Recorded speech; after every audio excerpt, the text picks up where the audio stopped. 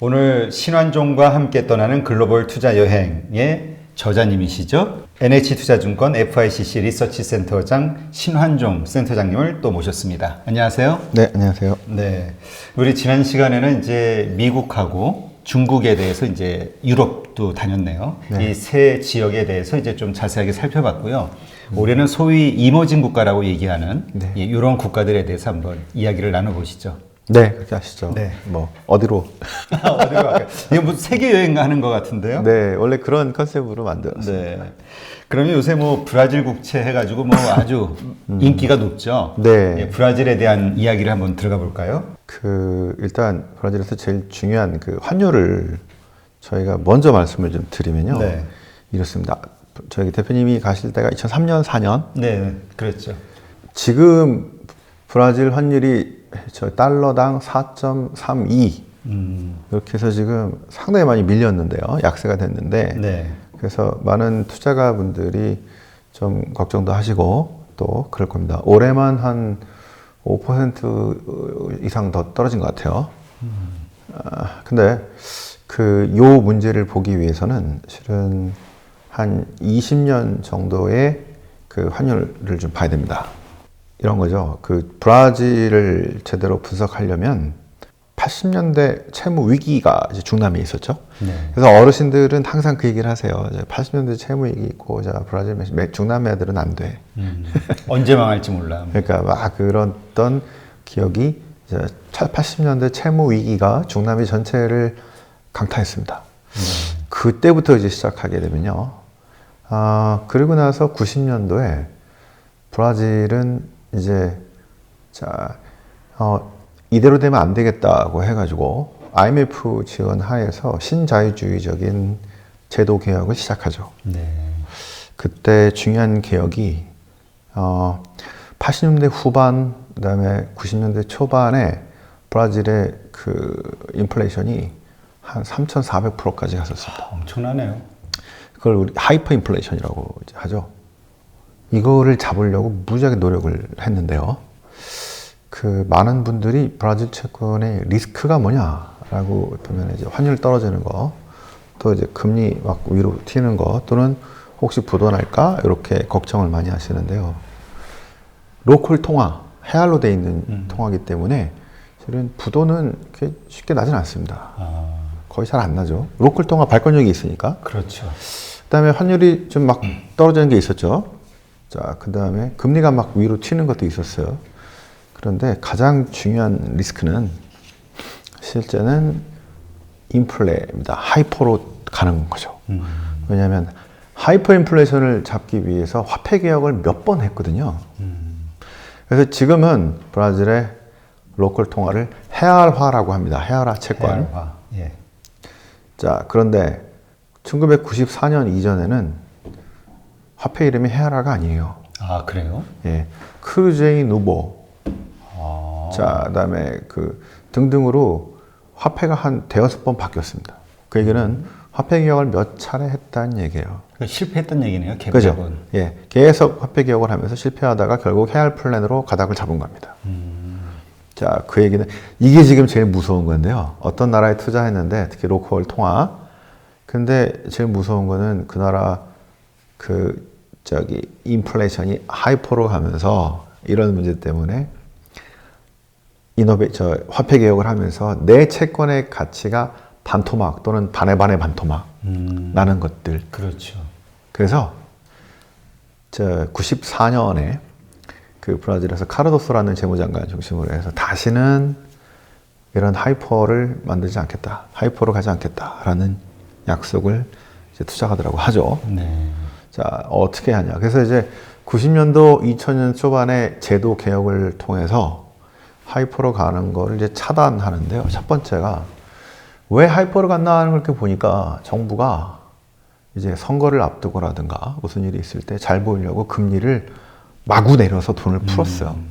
금리 인하를 어떤 적당한 상황 때 한 게 아니라 실은 잘 보이려고 돈을 막 풀었던 겁니다. 그래서 이거를 마음대로 못하게 제어했던 것들이 이제 인플레이션 타겟팅을 99년에 도입을 하죠. 자, 인플레이션 타겟팅 지금 이제 한 3.5%, 4.5 플러스 마이너스 1.25 막 이렇게 돼 있는데요.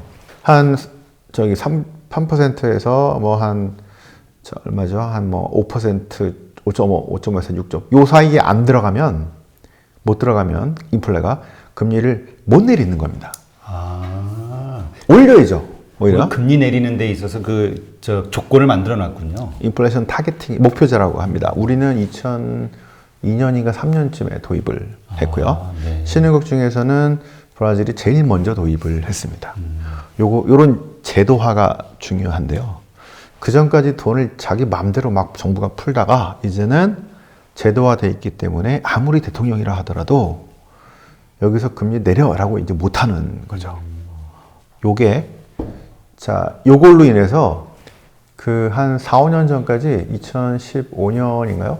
그때 브라질의 기준금리가 14.25까지 올라갔었거든요. 그래서 금리가 17%까지 친 적이 있습니다. 그때 갖다 쫙 내려온 거예요. 자, 그런데 그렇게 금리가 올라갔음에도 불구하고 기준금리를 14.25인데도 불구하고 못 내리잖아요. 네. 자, 애들이 실은 내리고 싶은데 못 내린 겁니다. 왜냐하면 그 제도화라는 게 있기 때문에.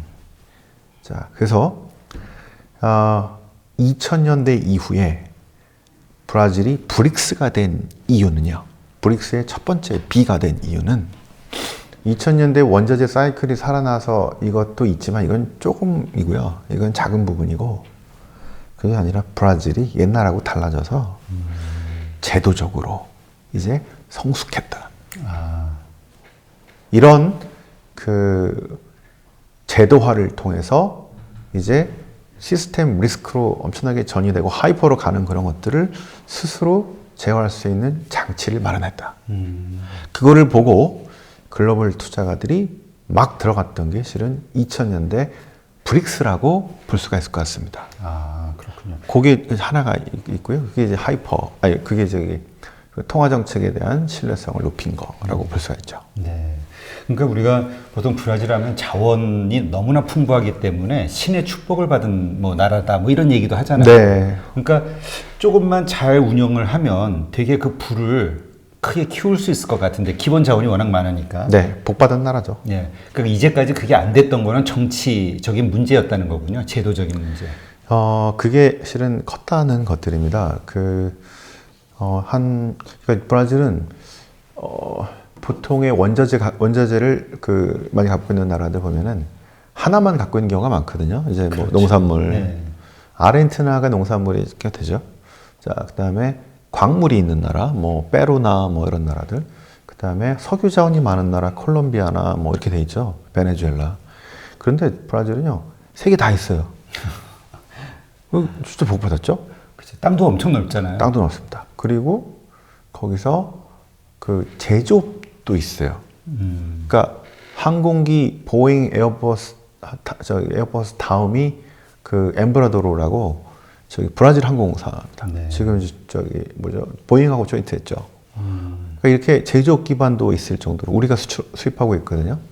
있을 정도로 진짜 복 받았는데 문제는 이거를 너무 방만하게 썼다는 게 문제죠.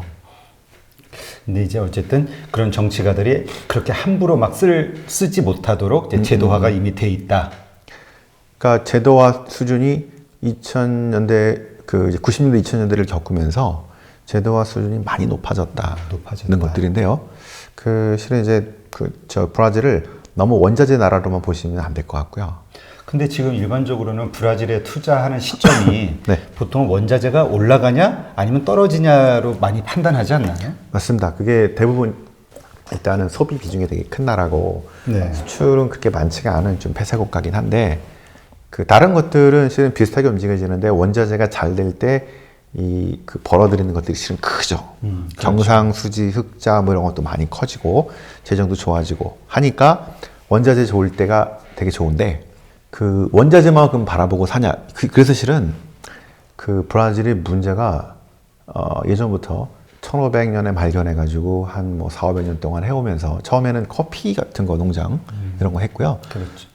옛날에는 이제 다른 플랜테이션도 했지만 커피 위주로 바뀌고 그러다가 자 농산물 위주나 뭐 이런 광물 위주로 가다 보니까 1차, 2차 세계대전 때죠. 그때 그 시크리컬한 상황에 따라서 그 이제 수요가 사라지니까 너무너무 어렵더라고요. 그래서 브라질이 1950년대부터 수입 대체를 시작합니다. 그래서 아까 제조업 기반들을 그래서 만든 거예요. 근데 그거를 할 때 어떻게 했겠습니까? 이제 농산물이나 원자재 팔아서 자금을 조달을 하려고 했는데 그게 원자재 혜택을 좀 보긴 했죠.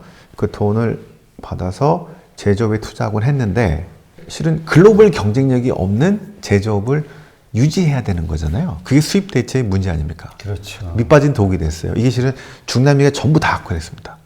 그래서 80년대 채무 위기는 원자재 가격이 급락해서 생긴 문제가 아니고요. 자, 경쟁력이 없는 무슨 공기업이었겠죠, 다. 필수품, 무슨 제조업 이런 것들을 다 만들다 보니까 정부의 적자로 이거를 떠안았는데 이게 미국의 볼커가 금리 올리고 하면서 조달 금리가 엄청나게 올라가고 자, 브라질 헤알의 가치가 브라질 통화의 가치가 엄청나게 떨어지고 하니까 차입금이 몇 배가 돼버린 상태에서 원자재 가격도 떨어지고 하다 보니까 여러 가지가 동시에 생긴 위기가 80년대. 그러니까 그 전까지는 이 정부가 실은 뭐 군사정권도 있고 뭐도 있었는데요. 이 정책 하다가 실패하고 저거 하다가 실패하고 그러다가 또 민주화가 되면서 어설픈 민주화로 파퓰리즘 정책을 하다가 말아먹고 하다 보니까 하이퍼 인플레이션까지 간 겁니다. 그래서 그 다음부터는 일단은 거시 경제 안정성이 중요하다라는 측면에서 첫 번째로 그 하이퍼 인플레이션을 이제 제어하는 방식 중에 하나가 금리도 있지만 재정을 탄탄하게 가져가는 것들입니다. 하이퍼로 가져갔던 중요한 방식 중에 하나가 금리 인하뿐 아니라 재정을 막 푼 게 있었거든요. 자, 그래서 그것들을 진행하면서 94년 정도부터 그 전에 막 3,400% 가고 막 몇천 프로 갔던 물가가 서서히 잡히기 시작하면서 10% 미만으로 들어와서 현재 한 3% 한 초중반 아주 옛날에 비하면 엄청난 진짜 관리를 잘하는 것들이죠. 이렇게 한 25년 동안 10% 미만으로 잘 유지해 왔기 때문에 이거를 브라질은 그래서 요 인플레에 대해서 엄청나게 민감합니다. 요거를 잡는 게 성장을 높이는 것보다 실은 더 중요했었거든요. 그래서 그동안 높은 금리를 유지할 수 있었다라고 볼 수 있는데 지금은 이런 게 25년 동안 많이 잡혔고 거시 경제 건전성도 잘 어느 정도 잡혔기 때문에 금리가 지금 기준금리가 4.25 정도로 상당히 낮은 수준까지. 그래서 이제 매력이 옛날만 못한 좀 떨어지는 이런 상황이죠. 그러니까 금리가 더 높아야지 더 매력적인 거죠. 그렇죠. 그럼요. 네. 옛날에 뭐 10몇 프로에서 막 떨어졌을 때. 그럼 지금 말씀하신 기준금리가 그 표면금리가 되는 건가요? 아니죠. 기준금리는 그 단기로 이제 셀릭 레이트라고 그 단기로 어떤 금리를 움직이는 게 있고요.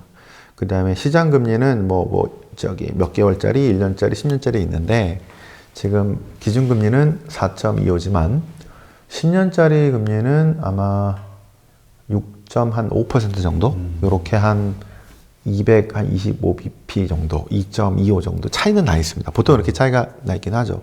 그래도 요 6% 중반은 브라질로서는 역대 상당히 낮은 금리. 더 내라기 좀 어려운. 그러면 이제 그러니까 브라질 경제를 좀 예측하는데 지표가 되는 게 이제 원자재 가격이잖아요. 네네. 원자재 가격이 올라가면 국부의 뭐 국부가 좀 늘어나겠구나. 줄어들면 세계적인 경기 하강이 있는 거고 그로 인해서 원자재가 주니까 또 브라질 좀 경기가 안 좋겠구나. 네. 이런 상황인데 지금 대부분은 좀 우리가 이제 경기 하강 쪽으로 좀 보고 있잖아요. 네. 이러한 시점이 브라질의 뭐 국채 투자를 하는 시점과 관련해서 적당한가요? 이렇게 볼 수 있습니다. 어떤 나라가 네. 그 투자에서 유망하다, 유망하지 않다 이런 거는 그러니까 예를 들어서 브라질 등등의 나라들은 생산성 향상의 수준이 다른 나라보다 현저히 떨어집니다. 그죠? 장기적으로 보면은 그래서 이 나라에 투자했을 때는 뭐 이게 장기로 봤을 때는 이 나라가 정말 잘 살고 잘 나갈지를 실은 항상 퀘스천이다라고 얘기하는 분들이 이제 꽤 있죠. 이거 장기고요. 그래서 말씀하신 대로 원자재에 의해서 국부가 만들어지니까 뭐 실은 원자재만 보고 가는 것도 말은 됩니다. 근데 그게 항상 동행해서 가기 때문에 우리가 예측하기 어렵잖아요. 그런데 또 다른 방향으로 그 어떤 주식이나 채권이나 어떤 뭐 금리나 환율이나 이런 가격들이 변화가 만들어질 때가 있는데요. 이제 국가는 그 이제 매크로 환경 또 뭐 원자재 가격에 영향받지만 내부에서 강한 개혁의 흐름이 나올 때 이대로 가면 안 되겠다. 이게 사람이 하는 거다 보니까요. 그렇죠. 그러니까 이제 원자재 가격이 미치는 것들을 뭐 한 30%, 어떤 나라는 뭐 20%, 어떤 나라는 한 40, 50% 이렇게 본다면 그게 되게 나쁠 때 실은 영향이 큰 건데요. 이게 유가도 뭐 20불, 30불일 때는 유가 관련된 업체들은 저 원자재 관련된 에너지 관련된 나라들 다 안 좋죠. 근데 한 40불, 50불일 때는 스테이블하기 때문에 그 정도면은 방향을 잡기가 실은 어렵고 그냥 애매하죠. 나쁘지 않은. 돈도 많이 벌지도 않지만 뭐 까먹지도 않은. 그 상태에서의 모멘텀은 어떤 그 선거라든가 아니면 어떤 정책의 변화라든가 탄핵이라든가 이런 걸로 인한 사람들이 하는 정책에 의해서 시장 친화적인 정책이 나오게 되느냐 그러면은 상당히 좋은 수익을 주고요. 그렇지 않을 때는 반대가 될 가능성도 많은데 지난 브라질의 한 10년 동안 20년 동안의 모습은 바로 그 정책에 의해서 그 한 10년간의 모습은 그걸로 인해서 설명을 할 수 있을 것 같다라고 보여집니다. 그러면 그 우리가 브라질 국채에 투자를 한다는 것은 국채를 우리가 직접 매입하지는 않는 거고 ETF 상품에 투자를 하는 건가요? 아니요, 직접 국채를 투자하시는 근데 겁니다. 보통 우리가 국채 같은 경우는 단위가 되게 큰 걸로 네. 알고 있는데. 근데 좀 쪼개서 팔기도 하니까 제일 적은 단위가 한 1,300, 1,400만 원 정도 할 겁니다. 아, 그래요? 요즘은. 옛날에는 많이들 하셨는데요. 비과세기 때문에 아무래도 이제 그 관심이 많으시죠. 세금 문제가 워낙 크니까. 그러면 그 아까 그 금융 어떤 그 금리 인하와 관련된 제약 조건 그런 것 때문에 우리가 환율 리스크는 조금 낮게 봐도 되는 건가요? 환율 이자로 많이 리스크가 벌어도 환율이 망가지면 끝나잖아요. 그래서 환율 리스크와 환율과 금리 방향이 되게 중요한데요. 그 실은 둘 중에 뭐가 더 중요하냐 그러면 제 생각에는 환율이 더 중요할 것 같습니다. 그래서 그 두 개를 동시에 보고 투자를 하는 건데요. 자, 2002년 이후에 이제 그 환율을 한번 이렇게 보면요. 그러니까 지금은 설명하기 위해서는 2002년 이후의 변화들을 쭉 보시면 좋습니다. 2002년에요. 그 환율이 그 달러 헤알이 4.0, 지금이 한 4.3이니까 요 비슷한 정도로 왔다가 쫙 내려간 적이 있습니다. 쫙 강세로 간 적이 있죠. 2002년 생각해 보시면 그때 가시기 바로 1년 전쯤에 룰라가 대통령이 된다 그래가지고 좌파의 파퓰리스트라고 해가지고 다 던져버렸어요. 이거 부도난다고. 왜냐하면 아르헨티나가 부도가 났습니다. 아마 그때 IMF도 있었던 것 같은데요, 브라질에. 브라질 그때 IMF는 이제 저기 1997년쯤에 IMF 구제금융을 우리 비슷하게 받은 적이 있죠. 아, 그 이후군요. 네, 그 이전이죠. 그러니까 지금은 2023년은 그 이후. 자, 그래서 그때 4헤알로 달러당 4헤알로 확 그 저기 하락한 건데요. 가치가 하락한 건데 그 아르헨티나도 부도나고 저 브라질 야 이거 룰라가 들어갔으니까 이제 큰일 났다 나라 망했다. 베네수엘라의 차베즈가 될 거다 이렇게 됐는데 그 핌코라고 하는 세계 최대의 채권 펀드가 브라질 채권을 그때 샀어요. 그 핌코가 채권 펀드에서는 전 세계에서 제일 큰 펀드입니다. 제가 전에 알리안츠 글로벌 인베스터 저기 있었는데요. 저희 자회사가 실은 핌코였죠. 근데 이제 그 왜 샀냐 했더니 룰라가 바뀌었다. 룰라가 파퓰리스트 해가지고 다 국유화하고 다 말아먹을 줄 알았는데 룰라가 오히려 개혁을 잘할 거다. 마치 저거랑 비슷합니다. 우리 저 김대중 대통령이 IMF 때 당선되면은 파퓰리스트라고 그러고 좌파라고 그랬잖아요. 예. 큰일 난다 그랬더니 잘했잖아요. 비슷합니다. 그때. 자, 그래서 룰라를 잘 분석한. 그래서 이 변화의 포인트가 경제가 아니고요. 정치 경제와 뭐 선거와 이 룰라에 대한 인식의 변화 이런 거였다는 겁니다. 그때 투자한 핑코가 10년 동안 2011년 정도까지 10년 동안 브라질 채권으로 660%를 벌었어요. 엄청나네요. 위대한 핑코가 그렇게 만들어졌습니다.